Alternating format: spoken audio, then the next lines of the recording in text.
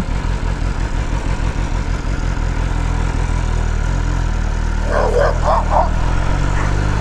He didn't like the M1000.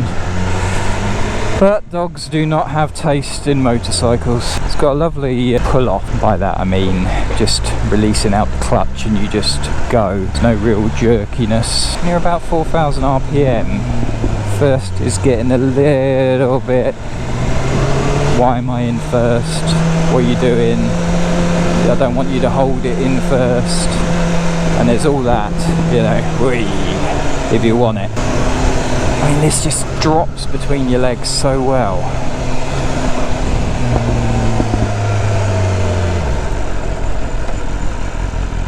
And I can find neutral. Does that mean I have to have one? Yes dear, I spent £25,000 on new motorcycle. That's marginally better than mine for where I actually need to use it because I could find neutral. So what you're paying for is the engine, because everything else on here is the same as the S1000. I mean, obviously improved, but marginally, not £5,000–10,000 improved. But is that engine worth £5,000 more? The engine is far fruitier and will get you in trouble on the road. If you're sensible on that side, you might as well have it, because you can ride this sensibly. You can even just adjust your mode. I mean, I set up the Race Pro mode to be a bit more leery, just put it in road mode. But if £5,000 is a lot of money for you, and £5,000 is a lot of money, are you gonna miss? When I jump off this and I jump back onto my S1000R, am I gonna miss this? What I love about the S1000R is it is a do anything bike. You can go out in any condition, any weather, and you actually want to ride it.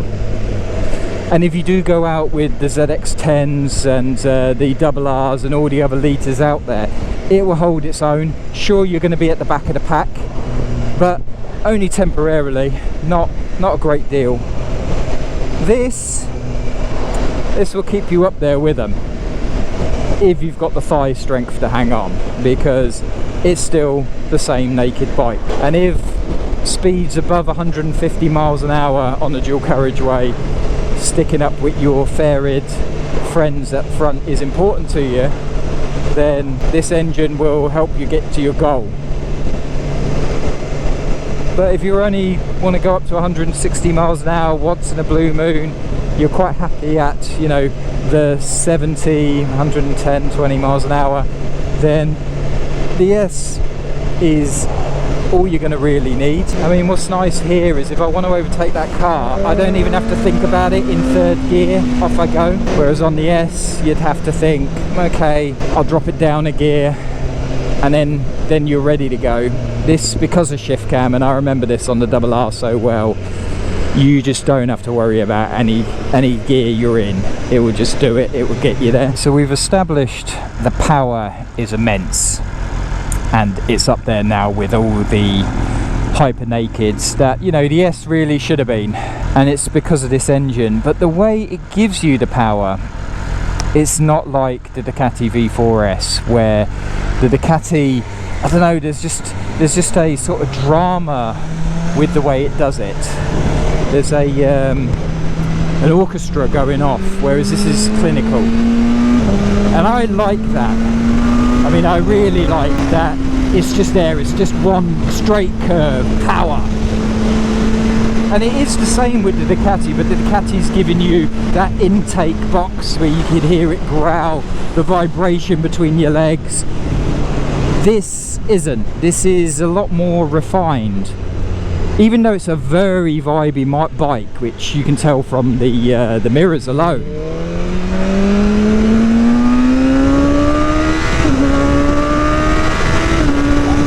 I mean, they're on a short shift, giving you the power. I mean, don't get me wrong, I like the power this is giving me, but I'm not squealing with excitement when I roll on, which is something I do on the V4S. But would I buy this over a V4S? My heart would say no, but my head would say yes. And the reason for that is because of the S1000 DNA of being able to do anything and everything that you want the bike to do. Because of the enjoyment of riding it, although I say it's a bit clinical and there's more passion and drama with the V4S, this is still a very fun bike and I love it. And you know, if you were jumping off, I don't know, an MT10 or some of the other hyper nakeds onto here, you'd have a lot more appreciation than I do, because I ride this on a daily with my S1000, so I'm very used to it. So don't let that knock you into thinking that you're not going to have fun on this and you're not going to have a smile on your face, because you will. This is a very fun bike, and the M makes it even more fun with that engine and the extra delivery that you've got.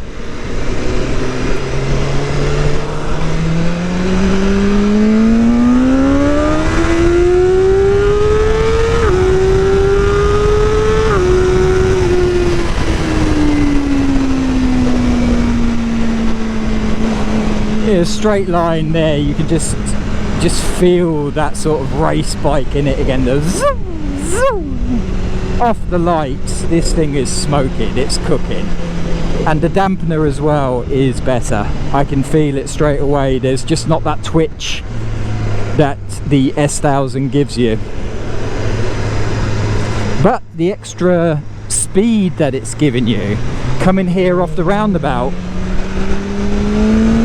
I'm really having to restrain myself to not crack the throttle open like I would on my S, because if I did, that back tyre is slipping out because of the amount of power this has. But I'll tell you what, for what this bike is capable of, it's unbelievable how easy through town this is to ride. The shifter is feeling a little bit more digital.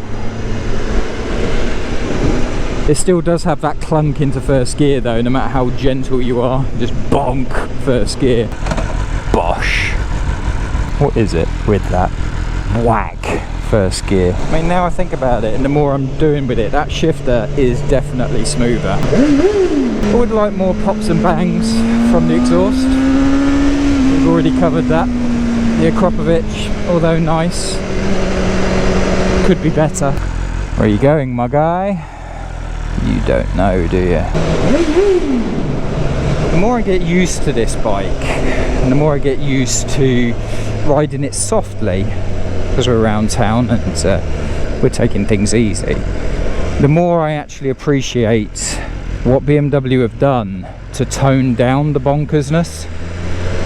Now, I know a lot of people want the bonkersness. That's why you sort of gravitate to the S1000, because you don't want that all the time. It's just too much for when you're commuting, or the weather's cold, or it's raining, or all the things. That means it's not the perfect 20 degrees sunny, tyres warm, two-piece race suit knee down.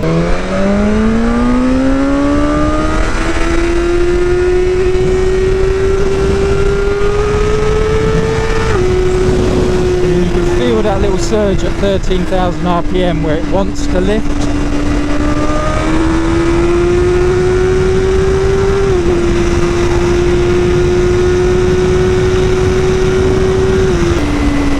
I mean, you can really fly on this. So for me, this bike stands out above a stock 1000R. Firstly, really impressed with the seat. Very comfy, more comfy than the standard seat on the S1000, or at least on mine.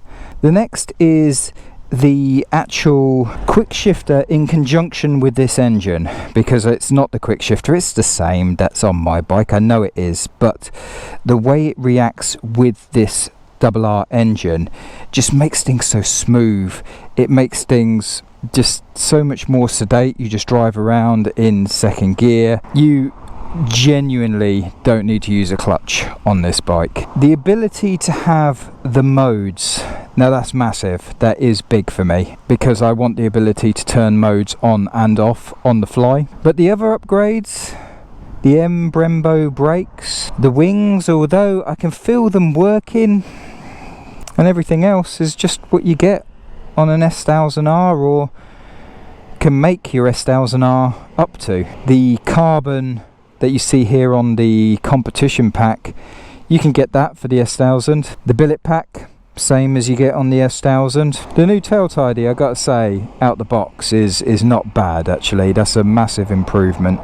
A Krokovich exhaust, again, you can get on your S1000. The ugly cat on this M, it lets it down. You do think, no, I want something a bit more polished. If I was to buy this bike here, I wouldn't need to do anything to it. I would literally just take the ugly reflectors off and I'd be done, because that is a gorgeous bike. It's as good as you're going to get a BMW 1000R too. And believe me, I've done it with my bike. I've tried, you know, Gillies rear sets, I've tried different, you know, levers, and the BMW M stuff is really the best. It's the stuff. Just don't bother messing around with anything else. Just put them straight on the bike and be happy. And this already has it on, and some. You know, it's got the carbon you don't need, those carbon wheels, which I'm not sure on English roads, but they do definitely improve handling. So now the big thing to talk about is price. If you want something that looks good, then you got to spend the wedge. And the amount of carbon that is on here, carbon, carbon, carbon, carbon, carbon, it's just all over. And that's where the extra £5,000 for the carbon package comes in. But that's the competition package, the top spec 24, let's round it up to £25,000 machine.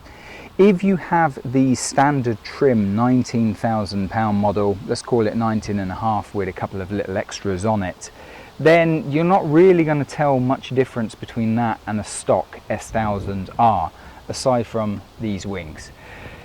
So really it's all about this engine. And although the engine is absolutely fantastic, for me it's just, I don't know, it's, if I can afford it, yeah, I'll have it, but if I have to choose money wise, is it worth that extra £5,000? It's really tough for me, because the more I've been riding this throughout the day, the more I've got used to it, the more I've appreciated it, but also the more I've realized that the extra power that this is generating, the power I thought I was missing from my S1000, really I don't actually need it. So I do think, as much as it pains me to say a £25,000 motorcycle is a fair price, God, I remember when 12 grand for a bike was like way too much money. It's very well priced, especially when you're going to pit this up against a Ducati V4S, which is going to be at about the £24,000 mark new, 23, 24. And then the SP, you know, you're well into the £30,000. Is the SP a better bike?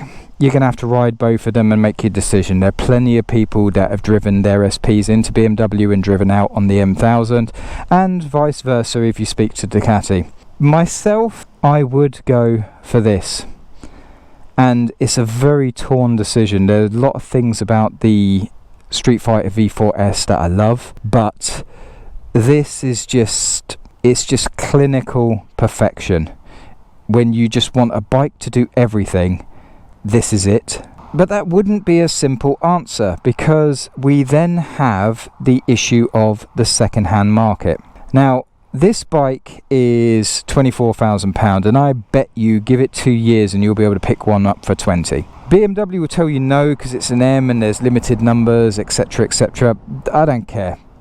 When you get the £19,500 base model, you're going to be able to pick that up for £14,000 in a couple of years' time.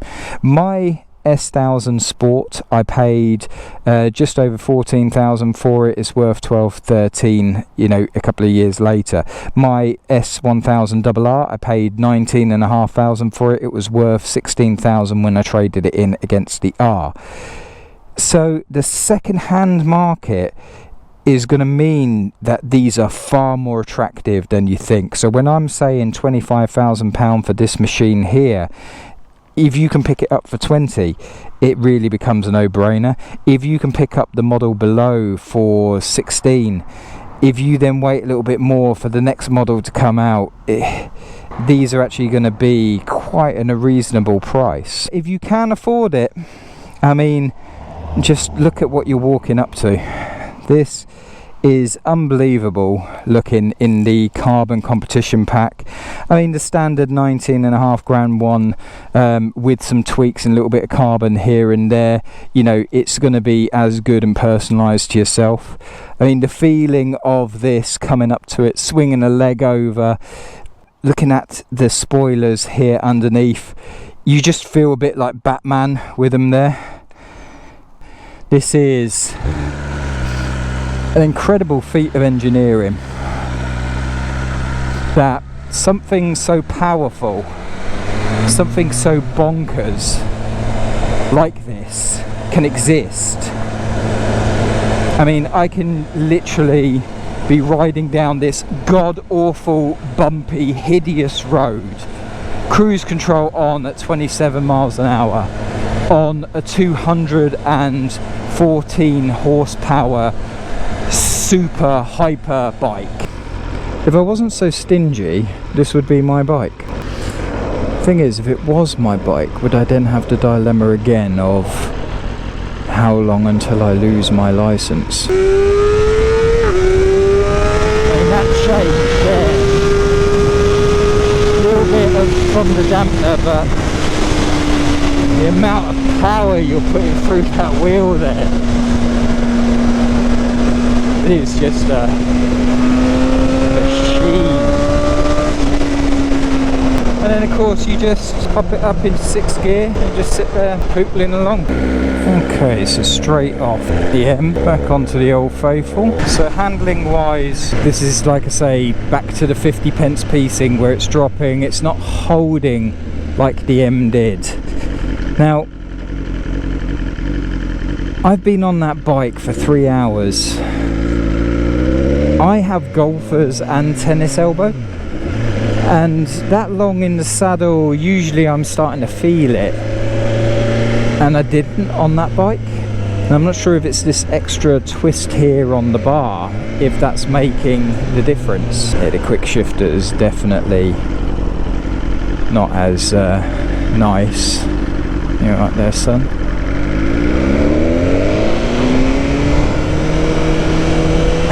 The lag with getting the power on. I haven't fully warmed her up, but I don't know, I feel the brakes are actually a bit stronger on mine. There's definitely that mid-range power difference that I can feel straight away. The Pro Race is definitely better for the pop pop bang bang, because that's what's needed.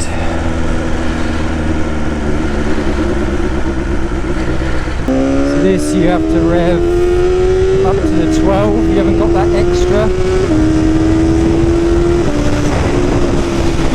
You can feel this hasn't got the pull of the R engine.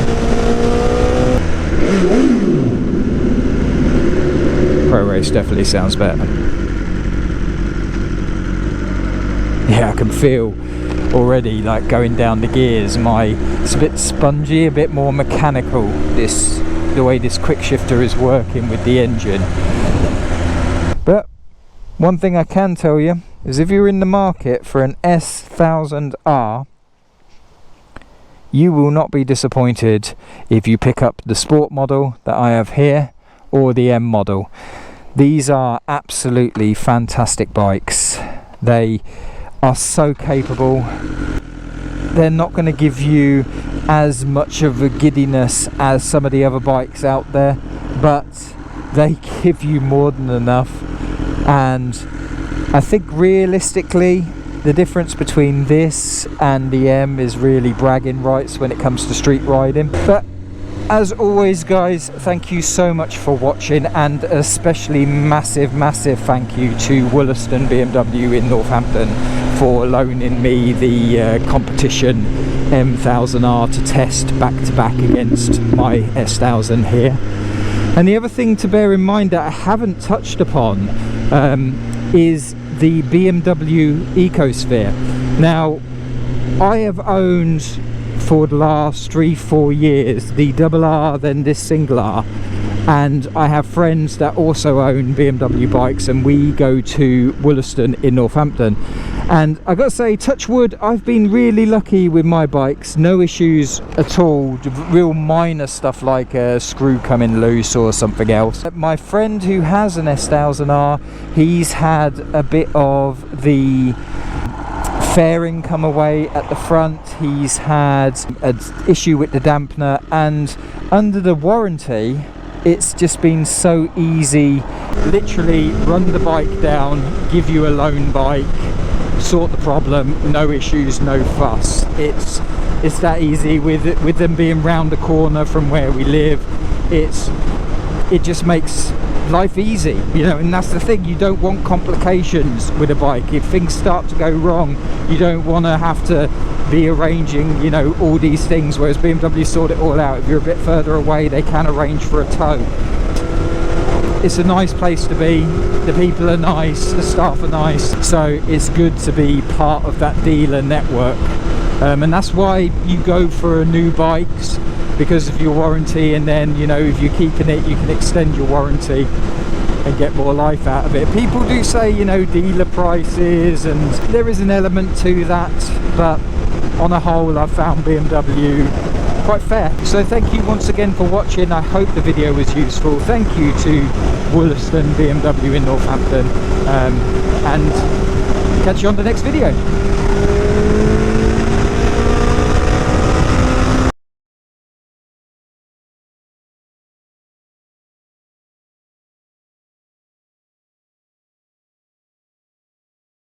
So you can actually have 4 rider modes, and obviously BMW turned them off for me because they didn't want me having them. Naughty, naughty.